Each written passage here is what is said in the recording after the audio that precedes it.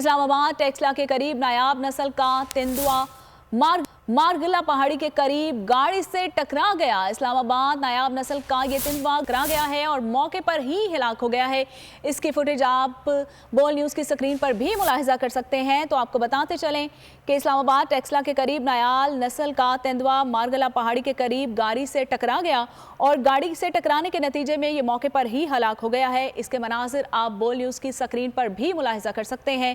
तेंदुआ है जो कि हलाक हो गया है गाड़ी से टकराने के बाद।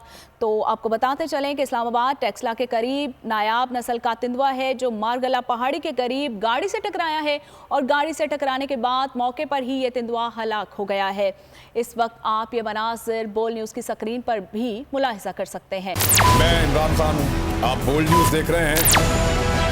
सबसे बड़ा चैनल बोल, सबसे बड़े एंकर इमरान रियाज खान के प्रोग्राम इमरान खान बोल के सामने रेटिंग के तमाम रिकॉर्ड तोड़ दिए। 56% नाज़रीन ने बोल न्यूज़ को देखा। सोशल मीडिया पर भी सबने ज्यादा देखा। सब्सक्राइब करें और बेल दबाएं ताकि कोई खबर रह न जाए।